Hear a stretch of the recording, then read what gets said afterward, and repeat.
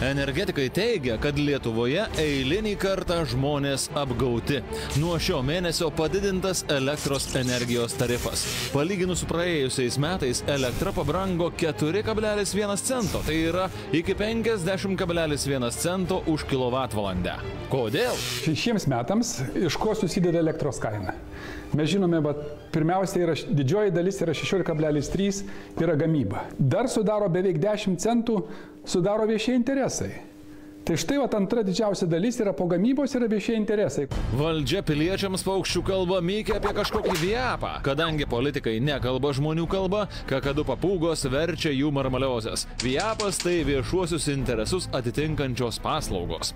Tai vėjo ir saulės jėgainių statyba, elektros tilto į Švediją statyba, mokestis už Elektrėnų elektrinę. Viapas sudaro 10 centų elektros energijos kainos. Apiplėšimas! Tai yra labai lengva vyriausybėje sukišti štai šitas viešos interesus, visokius dalykus, už kuriuos mes niekur negalime išvengti ir turime mokėti. Ir čia gyventojams, aišku, papildomai, bet ir pramonė verkia, kadangi ir jiems reikia mokėti, ir jų produkcija tampa nekonkurencinga.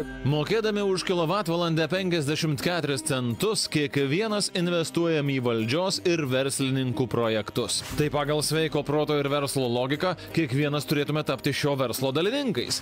Gauti akcijų, dividendų arba bent po kokį varinį kabelį, juk būtent tai po rinkimų kalbėjo premjeras Algirdas Butkevičius. Mes jau matome, kad ir dujų kaina įskaičiuota būsimasis terminalas, jo statyba, kuri dar neprasidėjo, ir elektros kaina įskaičiuota statyba linijos į Švediją. Aš šito norėčiau pasakyti, kad labai palaikau linijos statybą į Švediją ir manau, kad tai pats svarbiausias projektas. Bet nemanau, kad reikėtų iš anksto rinkti pinigus jo statybai. Galima spręsti kitokiais būdais. Tačiau mokestis viapui dar ne viskas. Nagrinėjant kilovatvalandės kainos dedamasias dalis, pasirodo, kad Rusija elektrą mums parduoda viso labo už 16 centų už kilovatvalandę. Pigiai! O mūsų namus pasiekia pabrangusi daugiau nei 3 kartus. Kas pasiima visas babkes? Buvęs Seimo nacionalinio saugumo ir gynybos komiteto pirmininkas Algimantas Matulevičius teigia, kad iš Lietuvos piliečių kišenės lobsta elektros prekybos tarpininkai. Tarpininkam tenka nuo 20 iki 30 procentų tos kainos. Įsivaizduoja, tai yra didžiuliai pinigai, nes čia milijardai sukasi. Yra sukurta tokia elektros energijos birža. Joje elektra prekiauja tarpininkai, kurių yra apie 100. Lyg ir viskas tvarkoje. Veikia birža, rinka laisva, konkurencija ir panašiai. Bet taip nėra, sako Matulevičius. Yra vienas tarpininkas, kuris neva užima apie 90 procentų rinkos. Tai Interrao Lietuva. Ši įmonė mums ir perduoda iš Rusijos perkamą elektros energiją. Tai yra įspūdingi skaičiai, suprantate?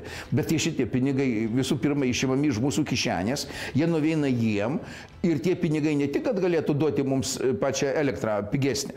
Gerai, gal jinai tegu nebūna pigesnė, bet gal jinai tie pinigai tegu nueina Lietuvos vystymui, darbo vietų kūrimui, o ne vieno keleto pavardžių, klanų auginimą, turto auginimą. Interrao Lietuva pagrindinį akcijų paketą 51 procentą valdo Suomijoje registruota įmonė Rao Nordic OI.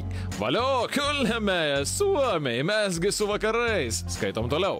100% Suomių įmonės akcijų priklauso Rusijos energetikos koncernui Interrao US.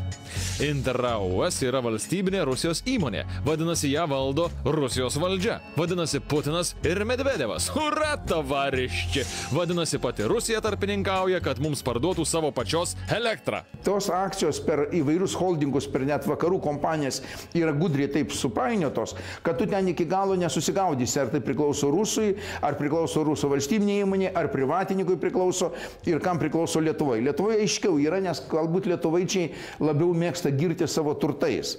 Taip, kad iš tikrųjų vyksta pinigų plovimas šitam visam tarpininkavime. Interrao Lietuva pati kabelių netiesia ir elektros netransportuoja, tik tarpininkauja. Nieko neveikia, nieko negamina, elektra dratais iki mūsų taip pat sėkmingai ateitų ir be tarpininkų.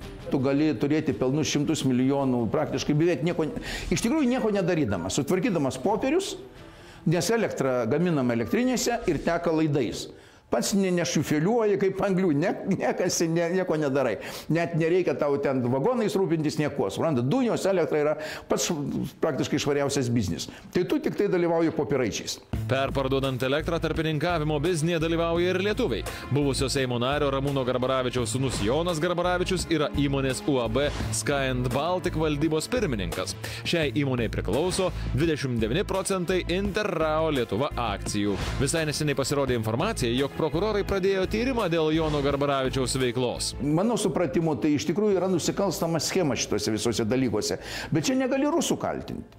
Mes Lietuvoje susikūrė tas schemas. Tai gal būtų geriau dratą nutiesti iki švedų ar lenkų, be brolių rusų ar Garbaravičių pagalbos. Gal būtų pigiau? Pasak energetiko Vidmanto Jankausko, nusitiesę dratą į Švediją mokėtume mažiausiai 3 centais mažiau. Pagaminti elektrą pas juos kainuoja pigiau ir turėdami mes tą liniją mes galime tikėtis, kad iš ten bus pigesnė elektra ir tada rusai konkuruodami su švedais turės irgi savo kainą mušti ir galima tikėtis, kad štai šita dalis, gamybos ta dalis, kur dabar 16 centų, jie gali sumažėti.